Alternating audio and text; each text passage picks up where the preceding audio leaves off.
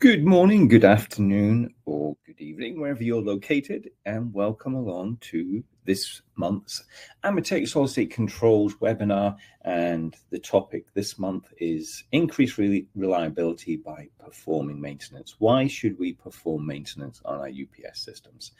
As always, before we get started, if you can go to the right-hand side in the chat bar and let me know that you can hear my voice. Last month, if you can let me know that you can see the screen clearly as well, because seemingly there were some issues with our screen last month. It was a little bit opaque and wasn't clear on some of the slides, so I do apologize for that. So I'll just wait. There we go. Thank you very much, Anne. You can hear us very good. So I can carry on going. So we'll do the introductions while we wait for everybody else to join. So my name is Craig Williams. I'm the Senior Technical Manager for AMETEK Solidstate Controls, and I'm based out of the Houston office down on the southwest side of Houston in Stafford. I've got, I think it's like 24 years of experience in the industrial UPS industry now. And I've worked with all of the UPS charger manufacturers, the major manufacturers out there. And I've been with AMETEK Solidstate Controls for 8 years now. There will be a lag of around 30 seconds between you hearing my voice and me seeing a question. Webinar Jam does have to process the signal and convert it to iOS, to Android, and to Windows and Apple-based PCs. So there is a little bit of a processing time, and it takes between 15 to 30 seconds for when I speak to you actually hearing my voice. So therefore, you hear my voice 15 seconds after I speak, so I will only see a question 15 seconds after I've said something. And what that means is it can get a little bit confusing for me in particular when I see questions come in later than when I've said something. Long story short, what I do is I try and save all of the questions until the end of the webinar. And if you look on the right-hand side of your page, you'll see in the chat bar, there's chat and there is Q&A only. If you could please try to put the questions in the Q&A only section, then that's the one that I refer to at the end, and I go through it one by one when we get to the end of the presentation. Webinar Jam, the platform we use, does have a panic button. So if something goes wrong, if I see some comments in the chat that saying, hey, you can't hear me, or we can't see the presentation, I can press the panic button and we will all be redirected to a different room and we will start off from where we left. So it should be a seamless operation. And the webinar should last around about 1 hour, but that always depends on how much I talk, which can vary hugely, and how many questions that we get at the end. And I always stick around and answer all of the questions that we have. So let's get into it. As we get started, I just need to change one screen. So the objectives today are, we need to understand why you should perform maintenance. We should understand what maintenance should be performed. We should understand why the recommended maintenance time intervals were created. And we're going to discuss the use of specialized equipment during maintenance as well. So that is the main objectives that we have for today. So why perform maintenance? And as you can see on the screen there, the main reason we perform maintenance is to increase the reliability levels of any piece of equipment that supplies any critical pieces of equipment within the plant. We don't want the plant to go down, so we want to keep the power to the plant reliable. That is our aim. We want the plant to run in a reliable state all of the time, because uptime is equal to basically safety plus money. And what we mean by that is, if everything is running perfectly, then there aren't going to be people running around trying to fix things on the fly and maybe putting themselves in danger because there's a lot of pressure to get the plant back up and running again. And if the plant is down, then obviously the plant is not producing anything. So therefore, it's not generating revenue. So not only are we maybe putting people in harm's way, we're also not making any money, which is not a good thing. So uptime is extremely important when it comes to the industries that we work in, petrochemical, even in data centers and stuff. Uptime is still very important financially. And there's a very this is actually a very good curve that's on the screen here that shows you, if you take the total cost, which is the green curve at the top, that is equal to the total cost of maintenance and the total cost of planned maintenance. Okay, so CM is corrective maintenance, which is the blue line, and PM is planned maintenance, which is the red line. Now, we're trying to get to the sweet spot, you know, where we're not doing too much planned maintenance, and obviously we're not doing too much corrective maintenance. And basically what you can see there is in between those two dotted lines is that is the sweet spot where the cost is lowest and we're not doing too much planned maintenance and our corrective maintenance is on the downslope. So it's a very good graph to show you, okay, this is where we want to be when it comes to performing maintenance on any piece of equipment. And, you know, this graph is all from reliability engineers. I am not a reliability engineer. I just steal graphs and other pictures from the internet and put them in my presentations. I am not an expert in this, but this is what reliability engineers use to try and figure out what the optimum PM frequency, the planned maintenance frequency for any piece of equipment should be. So there is some science behind why we perform maintenance. This is also a very interesting graph, okay? On the left-hand side, that is what we would call a challenging example, where 64% of the maintenance being performed is breakdown and 36% is planned, okay? Now, the ideal or the goal would be to do pretty much 80% planned maintenance and 20% breakdown. You know, 36 and 64 on the left-hand side, that equals 100%. And on the right-hand side, 80 plus 20 equals 100%. And you got to remember, one planned maintenance hour in this graph is worth 2 breakdown hours.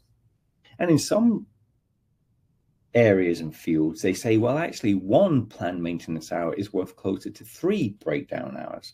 Because if the production delay is planned, the machine operators can be assigned ahead of time, and all of the ripple effects on the operating flow downstream from the machine can be managed better. Nobody's running around like a headless chicken when the maintenance is planned. So everything is so much better when the maintenance is planned. Okay, and this next table shows you what an effect that actually has on the total hours worked. So at the top, you can see the 100 hours on the left-hand side, and you can see the worst case scenario, that bad example on the pie chart on the previous page. We have 64 hours of unplanned maintenance, and we have 36 hours of planned maintenance. Okay, so 36% of that 100 hours is planned maintenance. Okay, but if you go all the way down to the bottom, where we have 80% planned maintenance, we're only using 53 hours of planned maintenance, and there's only 13 hours of unplanned maintenance, for a total of 66 hours. So we've reduced the hours used for that 100 hours in the bad example down to 66 hours. So there's a huge cost saving, a huge manpower saving if you do planned maintenance. Okay, that's what that table shows. I hope that explains why we should do planned maintenance, because the manpower required to do planned maintenance is less, and saves money, and it saves plant outages. So how does that affect UPSs? Well, the UPS is always the last line of defense. In any situation where there is a UPS, there are critical loads attached to it. And if the UPS fails, in most cases, production must be shut down, okay? Because the UPS is there to either feed a DCS system, a distributed control system. Basically, it gives us visibility of what's going in the plant and allows us to open and close valves safely and in a controlled manner. If we don't have visibility, then we have to just say, okay, we have to put the plant in a safe mode of operation, which is usually shut down. And when the plant is shut down, the cost of that can be millions of dollars a day. Okay, so it's a very, very bad situation if the UPS fails and the plant must shut down because of that UPS failure. So that's what we're trying to prevent. We are trying to prevent unplanned failures of the UPS. So therefore, we're going to save the plant money in the long run. Okay. So the next question is, okay, what maintenance should we perform? Okay, what should we do? And there is science behind that as well. We don't just make up the maintenance on a whim, or say, well, you must replace this, this, and this on a certain regular basis just because we said so. There is science behind it. So the first reason we do maintenance is to try and find high resistance connections. Okay. You can find poor contact pressure down to inadequate torquing of bolts, or insufficient pressure in compression lugs. In other words, when the lug was made, you can see the picture on the left-hand side, that's not a very well-made lug. The mechanism, the crimping tool, or the operator who did the crimping tool, something went wrong. Or there could be deficient contact surface. In other words, there's dirt or corrosion between the 2 points. And the picture on the right-hand side, this one here, you can see there was definitely heat involved here. And that's because the cable that was attached here was loose. The screw that compresses this cable down was loose for some reason. Obviously, this one down here on the other side of the breaker seemed to be okay because there's no heat related there. But you can see absolutely for sure there must have been a loose connection for this heat to have shown itself on the outside of this circuit breaker.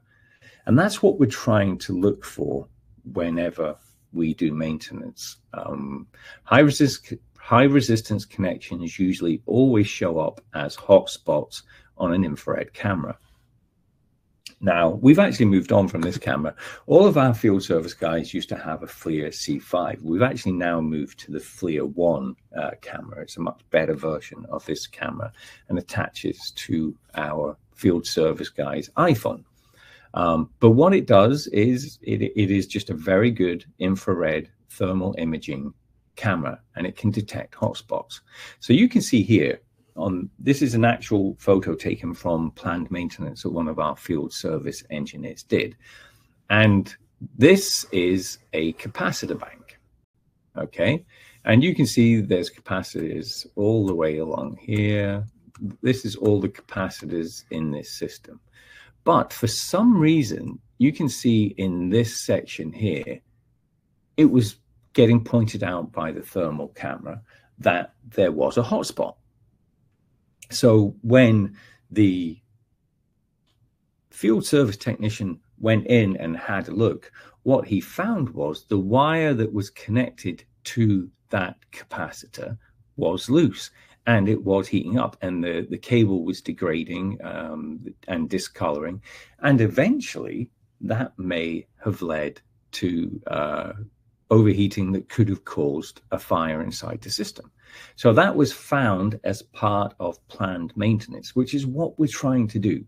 We're trying to use all the tools that we possibly can to prevent things going too far and causing a shutdown of the system. So that's a very good example of an infrared picture showing us a hotspot. But also, it can find other issues inside the system. This was actually a picture taken at a startup of one of our systems. And I know it's difficult to tell here, but we have, this is an inductor or a choke, okay? And we have three because it's a three-phase system. We have another one here, and surprisingly, at the top here, we have another inductor here. So when we performed the thermal imaging for this system, we said, okay, wait a minute, that's hot. Well, actually, that's an inductor, so it is supposed to be hot. So that's good, okay? This inductor here, it should also be hot because, you know, we all know that any magnetics, transformers, inductors, they do run a little bit warm when there's current flowing through them. But this top one here is cold. And what we found was during shipping of the UPS from the factory to this site, one of the connections had come loose and actually disconnected from this choke here. And this choke wasn't even energized. So we found that using our thermal imaging camera, which could have caused issues if the system had been started up. It would definitely have not worked the way that it should do. So you can see that thermal imaging is a very, very good tool when it comes to trying to find loose connections, hot spots, cold spots. We get a lot of information when we take infrared pictures of our UPS systems. Another reason we do maintenance is to try and keep dust to a minimum level. So an IEEE study showed that 18% of switchgear failures listed dust as the main contributing cause. Okay, now this picture here is obviously, it's not a switchgear and it's not a UPS, but it's actually a computer. It's the inside of a computer. But you can see this picture here on the right hand side is absolutely caked in dust. And that caused no end of issues with this computer. And what they had to do was go in, blow it out, clean it, and then restart it. And it worked absolutely fine once they cleaned it out. But it is a good example of showing you what dust can do inside a system. Because the common impact to current carrying equipment, in other words, anything that has electricity flowing through it, exposed to dust and powder, is electrical short circuits or arcing, since some of the types of dust that are out there are capable of conducting electricity. So basically what you'll find is if you have a terminal there on a control board and then a terminal right next to it, if you have dust pile up between the two terminals, then therefore power can flow through that terminal over to that terminal when it's not supposed to.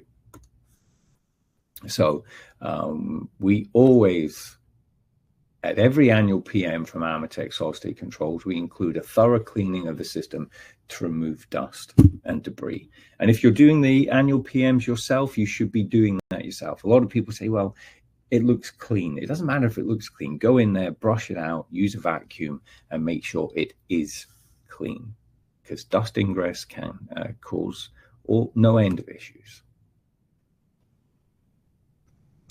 Another thing that we look for inside a UPS is relay failures.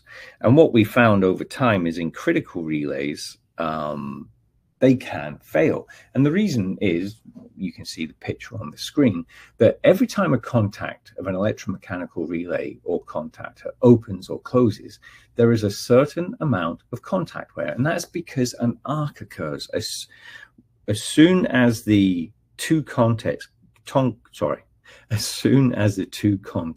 get close enough, an arc can jump from one side to the other. And that can cause pitting, corrosion, and you can see this picture here on the right hand side. It can cause the contacts to degrade considerably. So the picture here on the right is this exact relay here. This one here is it when it was brand new, and this is it after a few years of service. Okay, so you can see quite clearly that the contact surface has become pitted when it has all of these rough edges. It's just going to get worse and worse, because when it actually makes contact, it's not going to make full contact anymore, and there are going to be peaks and valleys that are going to touch. Peaks that are going to touch and valleys that aren't going to touch. So more current is going to flow through the peaks, which is going to cause even worse wear and tear over time. So that is why we always recommend that relays are replaced on a regular basis. And for safety critical relays inside of our UPSs, we say that it should be every year. And here's another great example of a relay. This one here on the right hand side, that is what the contacts look like brand new. And obviously this one here on the left hand side, it has now failed in such a way that the contact has now welded. It is welded closed in this position here. So this relay is now no longer operating, which could cause serious issues if it's not going to send maybe an alarm to the control room, or the relay could be doing something important within the UPS system that maybe transfers it from inverter to bypass in when it's needed, and it might not do that anymore. So a very good example of a contact welding inside of a relay there. So relays are very, very important. They do need to be replaced on a regular basis. Every annual PM from SCI includes replacement of all critical relays. And our critical relays are relays that are deemed critical to the operation of the UPS. Okay, not necessarily the alarm relays that report back to the control room. They're replaced every 5 years, but critical to the operation of the UPS is every year. The other thing, another reason we perform planned maintenance is because of capacitor failures. Now you can see on the screen here, we have 6 capacitors. Okay, we have one there, one there, one there, and then we have another 3 here. And this bus bar here should be following the exact same route as this bus bar. Okay, it should actually be like that. But you can see the force that is involved when this capacitor here ruptured and basically exploded. It pushed the terminals out so hard that it bent the bus bar, and this panel here is actually in front of the DC capacitors, and there are electrical points on this panel here, and these contacts here could have touched that as well, which would have caused even more damage. So what we want to do is to prevent this from ever happening. Okay, and the way that we do that is we get the manufacturer's data sheet, and we figure out, okay, what is the lifespan of a capacitor? And all manufacturers list the anticipated life of the capacitor in hours, and the anticipated life is based on the capacitor staying within certain parameters, and that is how much voltage is applied to the terminals, what the temperature of the cabinet is, and how much ripple current the electrolytic capacitor will see. And if you operate the capacitor at temperatures above the maximum rated temperature, the life will decrease by half for every 10 degrees Celsius.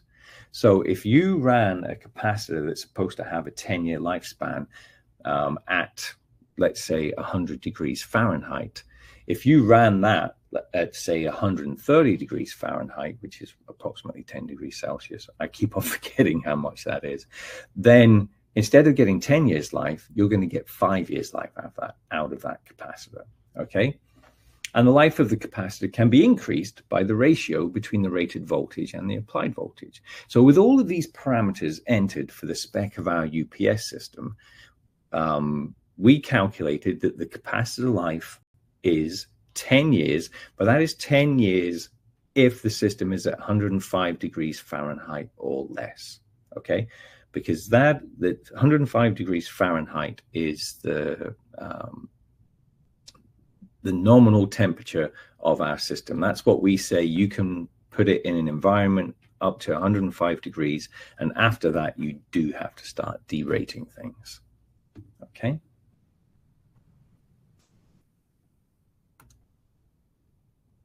Now, if the DC capacitors start to fail, the ripple voltage current seen by the battery will increase.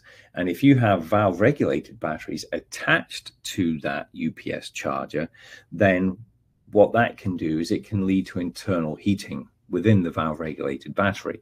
And internal heating causes or can start to cause what's called thermal runaway. And what happens in a valve regulated battery is if the internals start to heat up, the battery doesn't need as much current to stay fully charged, but the charger still gives the amount of current that the battery is looking for. And because the resistance of the battery kind of goes down as the temperature increases, it takes more current. And what I'm trying to say is a snowball effect starts to happen. The battery doesn't need as much current, but is actually getting more current because of the heat building up in the battery. And eventually you will go into thermal runaway, and it can cause the battery string to fail catastrophically. And obviously we don't want that to happen. So not only does it prevent issues like this picture here from happening, which is a catastrophic failure of the capacitor, which can cause other issues within the UPS, we're also trying to prevent degrading of the capacitors over time, which could therefore cause issues to the battery as well. So that's why every 10 years we recommend that you replace the DC capacitors in a battery. And we also do a thermal scan of the DC capacitors. And this one here, this is 2 banks of DC capacitors inside this UPS. And you can see all of these capacitors are looking good. There's no hot spots there. Yes, there is a hot spot here, but that is a resistor that is there to discharge the capacitors when you switch the system off. So that is a normal. We can see that is normal, but all of the capacitors look good. Everything is good. If we saw one of these capacitors getting hot, then we know that there is an internal problem within that capacitor and it needs to be replaced. Another problem that you'll find inside the system is heat stress. Now, according to the US Air Force Avionics Integrity Program, high temperatures cause over 50% of electronic equipment failures. Okay, so that is why ventilation and fans are very, very important in electronic equipment. Okay. Now, once again, fan life is defined by the manufacturer in hours of operation at a certain maximum temperature. Okay, so the fans that we use inside AMETEK Solidstate control UPSs, we have the manufacturer's data sheet, and it tells us, okay, at this temperature, you will get a certain amount of hours. And our fan life has been calculated at 5 years. Okay, so every 5 years, we should replace the fans inside the system. Now, in truth, some fans do fail early. Some fans could last up to 10 years, but the manufacturer is not, it is not AMETEK Solidstate Controls that is dictating the fans being replaced at 5 years. It is actually the fan manufacturer that says the fan should be replaced every 5 years. Now, obviously, if the UPS is in an extremely dirty environment and there's a lot of dust ingress, that may actually affect the fan life as well. But in normal operations and with the UPS operating 105 degrees Fahrenheit or below, the fan life has been calculated at 5 years. Okay. Another thing when we're doing our planned maintenance is printed circuit boards. Now, age and temperature are major factors in PCB failures, okay, printed circuit boards, because nearly all printed circuit boards have capacitors on them. You can see on the bottom right hand corner here, there's a DC electrolytic capacitor there, and I think this capacitor here is a tantalum capacitor, and that is a tantalum capacitor there as well. These are they are all electrolytic capacitors, and therefore they have a defined lifespan. Okay. Electrolytic and tantalum capacitors have an expected lifespan of 10 years at the temperatures that we expect inside our UPS system. And faulty capacitors can seriously affect the operation of the UPS because they're very important in whatever the printed circuit board is doing. They're there for a reason, and if they fail, then the PCB is not going to operate the way that it needs to, and it could cause the UPS to fail in an unexpected way. Okay. And here's a good example of capacitors, electrolytic capacitors. These ones here have started leaking, and I know it's hard to tell in this picture here. This capacitor here is actually good. The top of it is flat, but this capacitor here is actually now pointing up. It's going like a pyramid at the top, and it is swollen, and it is basically going to fail soon because there's pressure inside that capacitor, and that's usually because the electrolyte inside the capacitor has dried up, and it's now becoming resistive, and whenever there's power going through the capacitor, it's going to heat up, it's going to cause pressure, and eventually that pressure will be released through this cross here, which is designed into the capacitor to release the pressure if there is a failure. So that is why PCBs have to be replaced every 10 years, is because of the capacitors. So that's most of the stuff within a UPS, why we replace the parts inside a UPS. Now, also for a remote manual bypass switch, those remote manual bypass switches need to be exercised. So here's the switch handle here. That needs to be exercised because we want to make sure that the contacts inside that switch are exercised and operated. And there's a good reason from that, and it came from the manufacturer. And I've quoted what the manufacturer here said. The manufacturer of most of our switches is ElectroSwitch, and they said many customers will, as a rule of thumb, operate or exercise a switch at least once a year. And they go on to say, as you know, our unique dual wipe self-cleaning blade and terminal interface helps maintain a low contact resistance over the life of the switch. So by operating the switch periodically, the customer would be cleaning off the interface of any dust, debris, or oxidization that may have formed on the surfaces. And that is very, very important. So there is a wiping mechanism every time you move the RMBS. And if you don't move that RMBS, the contacts, especially the contacts that are open, are exposed to dust, debris, and oxidation. And that could cause an issue, especially the oxidization, when you actually need to move it into a certain position. The contacts could be oxidized in such a way that it causes such a high resistance connection that the switch does not operate as designed, and you could, in theory, drop the load. So it is always recommended that the RMBS is exercised at least once a year. And we do that as part of our annual maintenance, our annual PM. We will operate the RMBS switch, and therefore we are using that cleaning action of the interface because of their unique dual wiping self-cleaning blade. Okay, once again, I know a lot of people think we're just trying to make money by doing maintenance. That is not the case. There is a very good reason for doing maintenance, and it's always driven by what the manufacturers of parts inside our UPS are telling us that we need to do. Okay.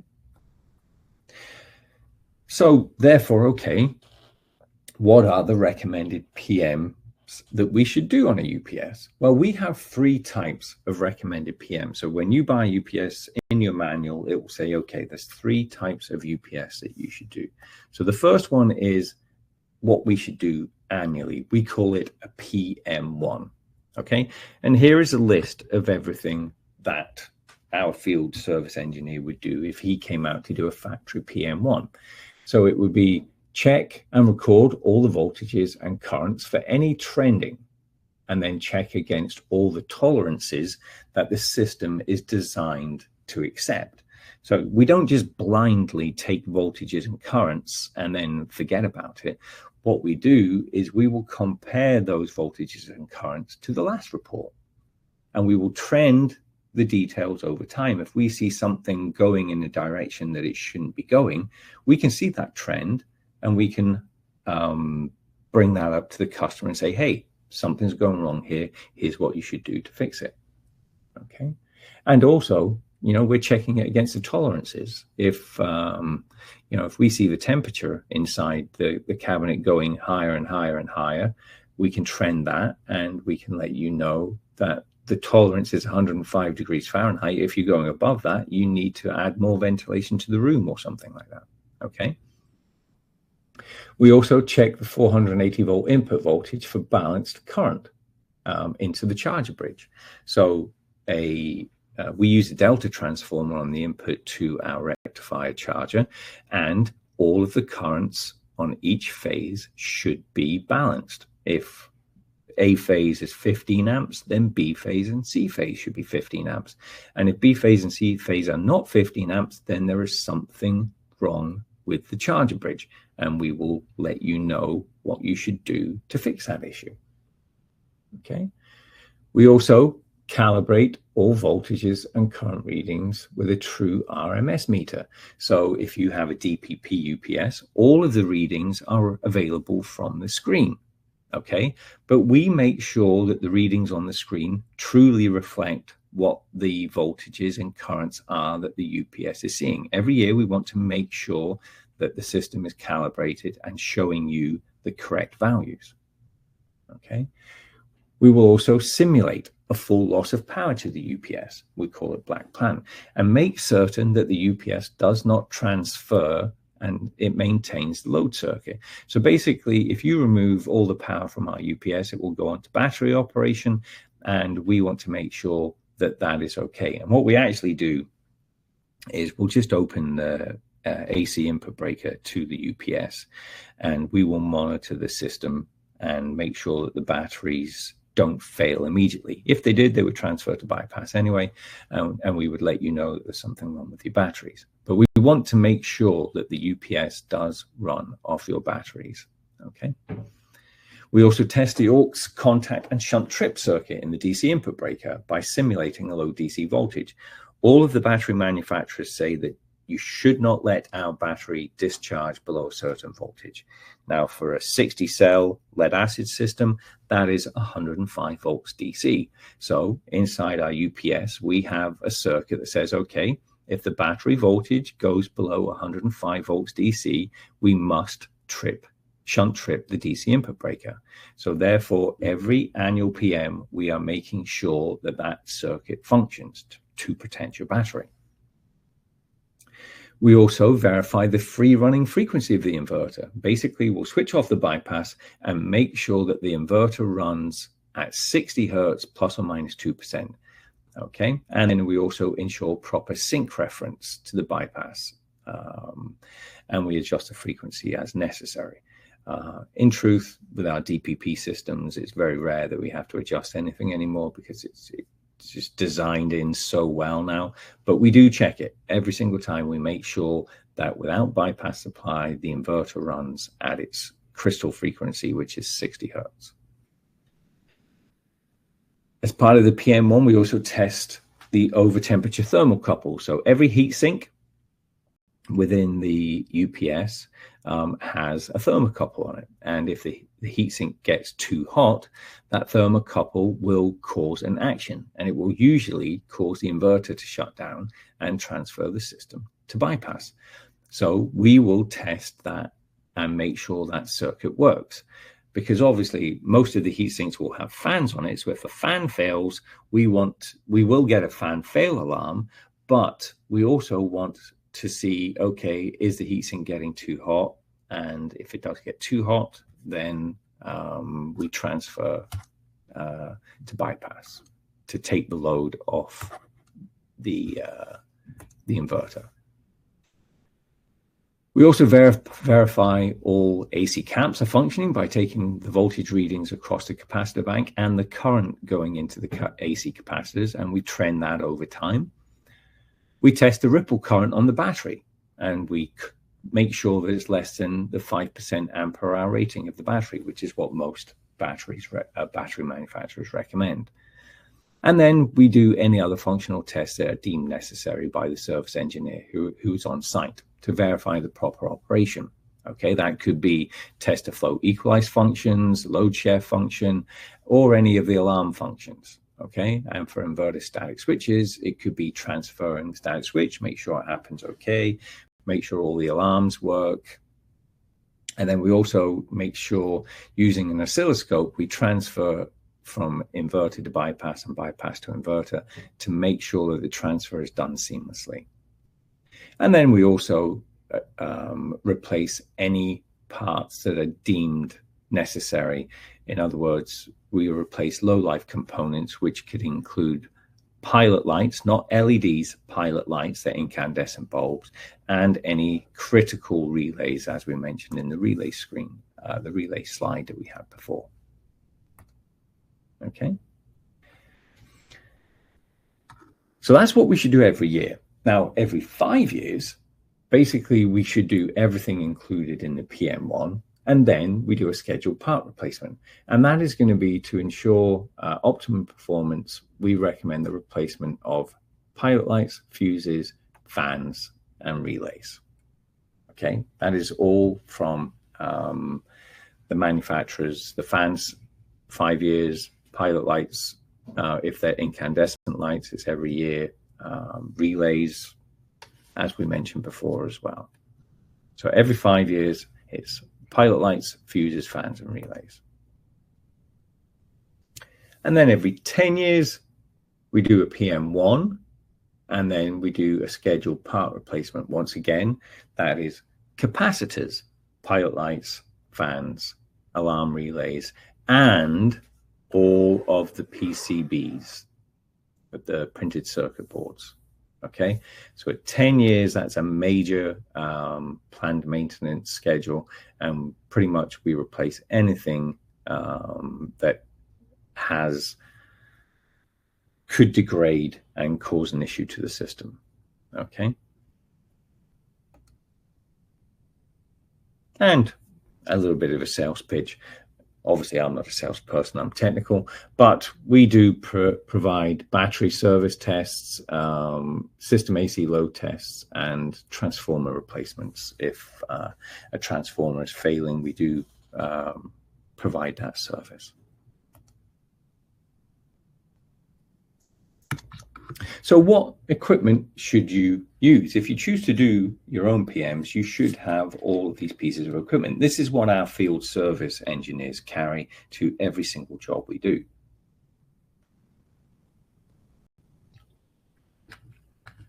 We carry a Fluke 87 voltmeter, or multimeter, should I say. They carry a Fluke 190 oscilloscope. We carry a Fluke i410 amp clamp so we can measure current. We carry a FLIR camera, and obviously we have a laptop to interact with all the devices as well. Okay, these are all needed to do our planned maintenance. So our oscilloscopes, we always check the output of the battery charger to make sure all of the SCRs are firing correctly. And in a 6-pulse rectifier, it should be 360 hertz. And we should see no missing pulses. You can see all those pulses are symmetrical on the frequency line, okay? So that looks good. But if we had a situation where there was a pulse missing, so you can see here there are pulses missing, this is not symmetrical anymore, then there is something wrong with the rectifier bridge. One of the SCRs is not firing, so it's usually down to a bad charger control board, it's not sending the signal to fire the SCRs, or the wire going from the charger control board to the SCR itself has become disconnected and the SCR is not receiving the signal that the control board is sending. So that is why an oscilloscope is always used on the output of a charger. We always look at the synchronization between the bypass and the inverter. There is two waveforms on this screen. There is a red waveform and a blue waveform, and they are perfectly in sync. You can see that quite clearly from a quick look at how they overlap each other. But we also look at the electrical degrees difference between the two, and -4 electrical degrees is well within the realms of being okay. For this next picture, that shows you an out of phase inverter and bypass voltage. You can quite clearly see that they are out of phase, and if you look at the top, you can see that it is 62 degrees phase difference between the two voltages. So that is a bad situation. Why are the inverter and bypass out of sync? We would have to look into why that may have happened. That's why it's very important that we have oscilloscopes with us on every planned maintenance visit we do. We also look at the transfer to bypass. So this waveform here, basically we're monitoring the current flowing on the bypass supply. And you can see at this portion here, the blue is the current, and there is no current flowing through the bypass at that portion there. Now the red waveform is the output voltage from the UPS. Okay, so at this point here, we can start to see that bypass current starts to flow. So that is the exact point that we transfer to bypass. And we can see that the red waveform does not change whatsoever. And it was a seamless transfer from inverter to bypass. So we capture that on every PM that we do. Okay, and here's a good example is if we zoom in, where a transfer did have an effect on the output of the system, but the values that we say is that dip cannot be for longer than 4 milliseconds. Okay, and you can see here that we have 2 milliseconds, and we've got, so one division is 2 and another division is 4. So pretty much that comes back up to its previous voltage, because obviously it would look like that in normal cases. So that's borderline whether that's okay or not. And we would do some more checks to make sure there's nothing wrong with the system. But, you know, we do this on every PM just to make sure that the transfers are happening as they should. And we can also, if necessary, go down with our oscilloscopes down to the level of looking at total harmonic distortion. So we can see all of the details here on the right-hand side. We can see what the total harmonic distortion is on the output of this UPS, because we're monitoring here is the voltage and the current out of the UPS. And we're looking at the THD, and it's 1.17%, which is well within the tolerance of what the system should be.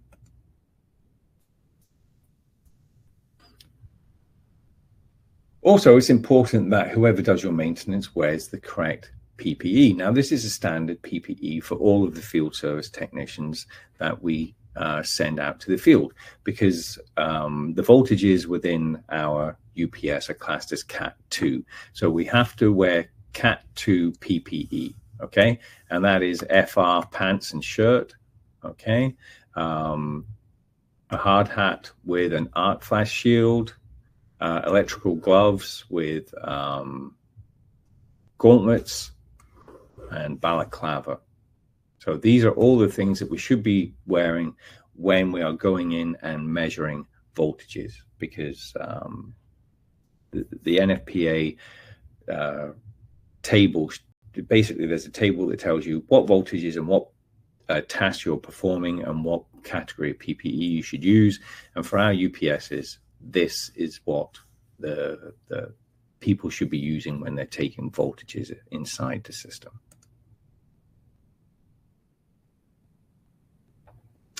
So what are the benefits of regular AMETEK maintenance? Okay, once again, remember, I'm not a sales guy. I don't like selling things, but I am in the service department, and I do know how much of a benefit performing regular service on an AMETEK piece of equipment is.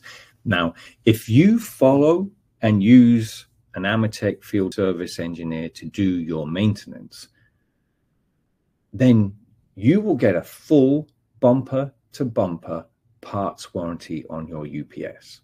Okay, so let's say you buy a UPS and for 3 years you do the planned maintenance every year.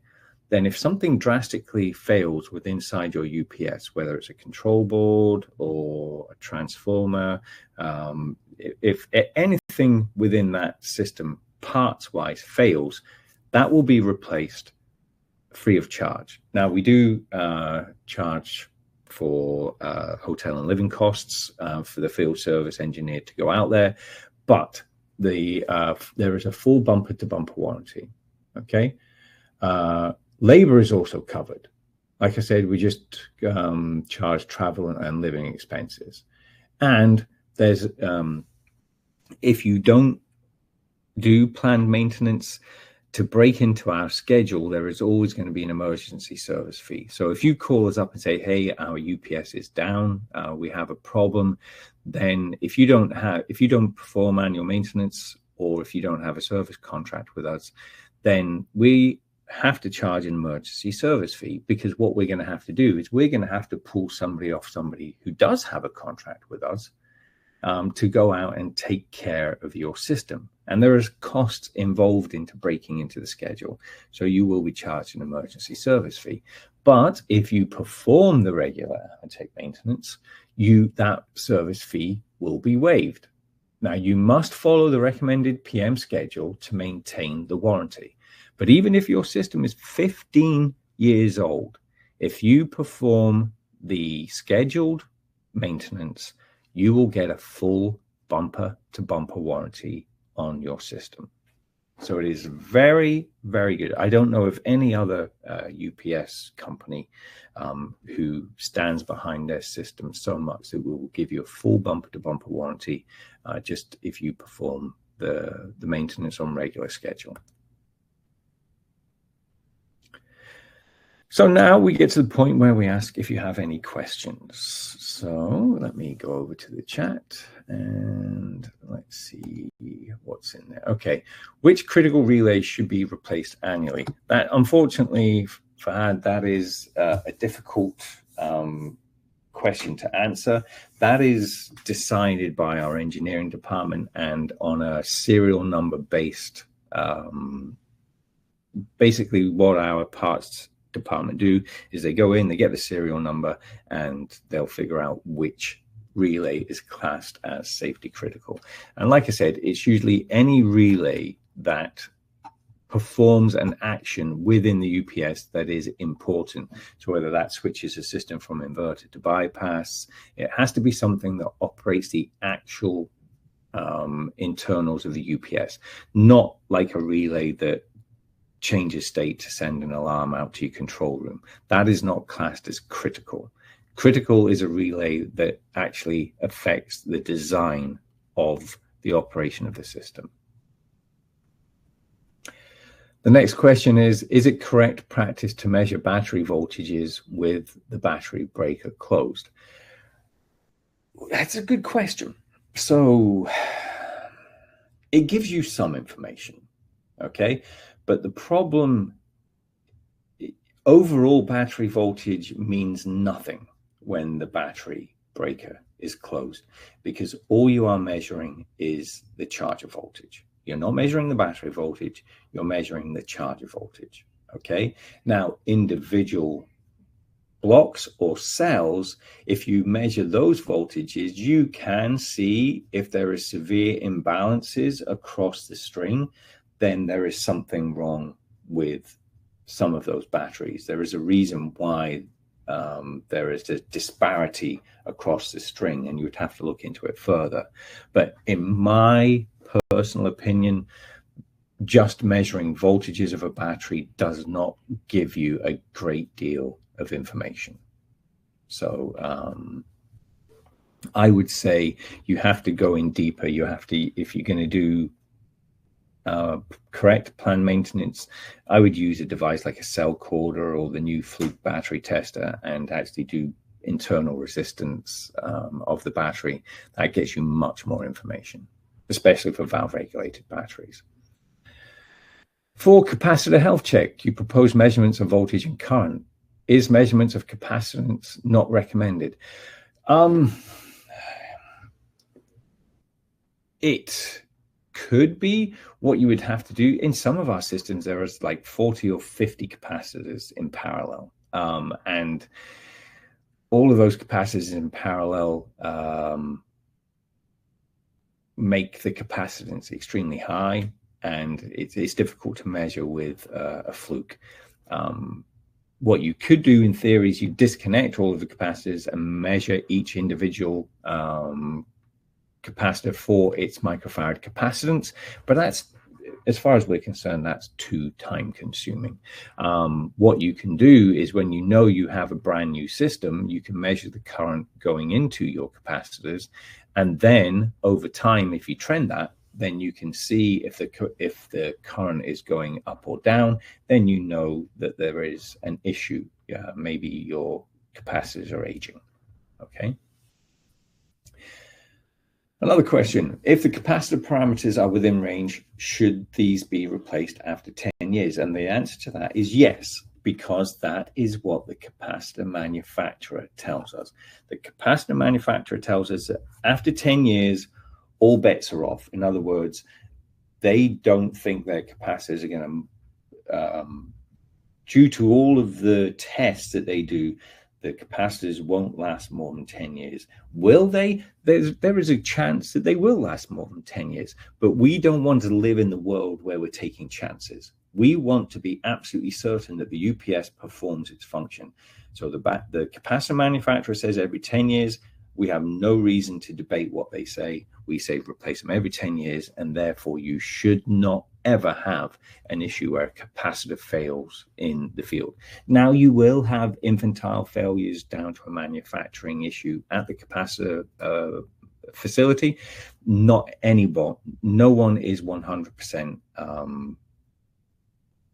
basically efficient at making anything. There are always going to be some things that slip through the cracks. So you will have infantile failures once in a while.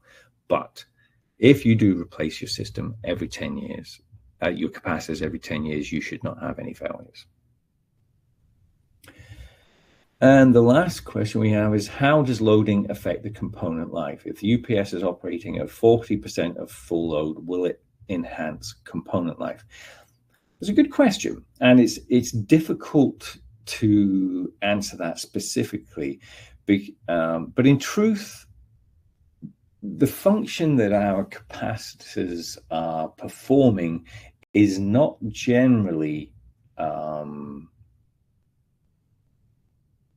related to how much current the system is supplying. There is a relationship. But, if you increase the load of the system by 80%, is it going to increase the capacitor current by 80%? No, that's not going to happen. So I would say the answer to that question is it may enhance component life slightly, but once again, it doesn't allow you to go past the operating range that the capacitor manufacturer says. They tell us it's 10 years, it's 10 years. If your UPS is only operating at 20%, you don't get an extra 80% lifespan out of those capacitors. Just replace them every 10 years. So that was some great questions, Fahad. I really do appreciate you taking the time to ask those questions. Very interesting. Another question that came in: which parameters of the battery should be measured for good health assessment? So if it's a valve regulated battery, you should be measuring the internal resistance or the internal conductance, and you need a special piece of equipment for that. The time range for that, it depends what IEEE is saying these days. I can't remember, but I think it's on an annual basis. You should be measuring the internal resistance of each cell and comparing it to the previous year's reading or to a baseline that has been given by the manufacturer. That is the most important measurement for a valve regulated battery, because you can't see inside it. Okay, if you have a wet cell battery where you can see inside the battery, then a visual inspection does wonders compared to a cell corder or anything that measures internal resistance, because you can see the plates, you can see what's going on, you can see the electrolyte levels.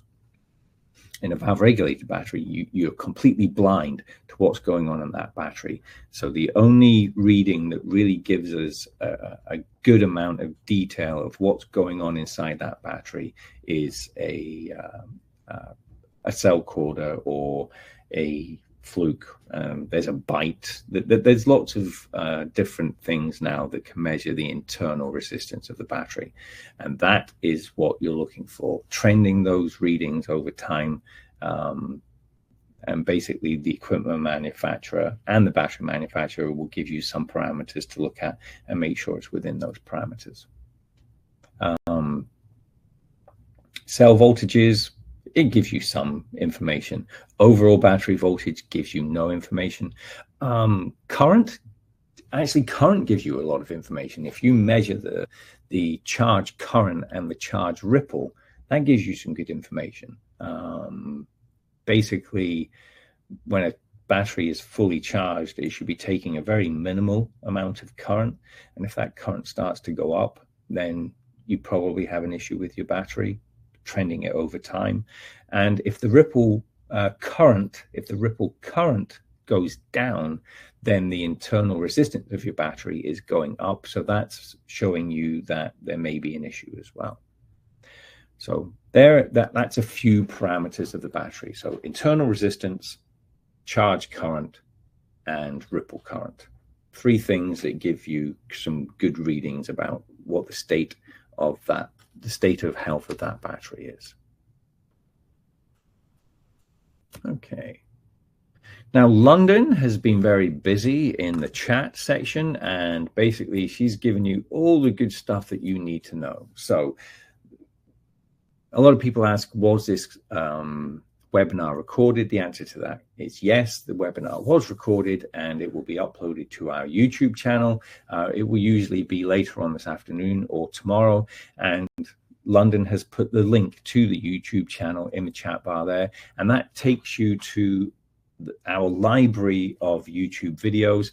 Every single webinar that we have ever performed is available for you to view, share, do whatever you want with at our SCI YouTube channel. So all really good stuff there. If you want to go and have a look, you can feel free to do that. Also, you will be receiving a survey about this month's webinar. And we do take every response into consideration. And I think it's question 5 or question 6. It asks you, what topic would you like us to discuss at the next webinar? And I do read every single one of those because I'm running out of ideas. I need to know what you out in the field, people who are touching our UPSs or have problems with our UPSs, what do you want me to cover at our next webinar? And I will do everything I can.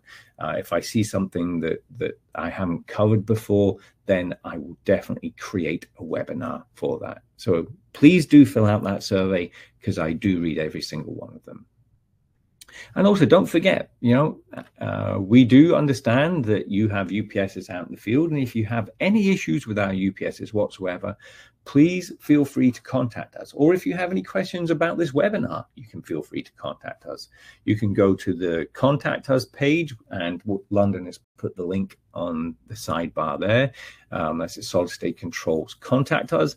Or you can email us at sei.marketing@ametek.com, and then your email will be read, and then it will be passed on to the correct department to deal with. Or you can be old school and you can give us a call, 1-800-635-7300, and that will take you to a human. There are a couple of numbers that you have to choose. You have to tell us what area you're in. Press 1, press 3 if you need technical help. But once you get through that menu tree, you will get to speak to one of our technical managers if you have a technical question. It will be a human, and it will be live and direct from the US. Okay. So that is everything. Once again, I would like to thank you all very, very much for taking time out of your day to listen to me talk about maintenance. I hope we gave you some information that you can use. I hope it helped explain why we recommend the intervals that we recommend. And it really is appreciated, because I know how busy most of you guys are, guys and girls. I really do. And for you to take an hour out of your day to listen to us it makes us feel good. We understand how busy you are. So until next month, thank you very much. Take care, and I will speak to you again soon. Thanks for attending, everyone.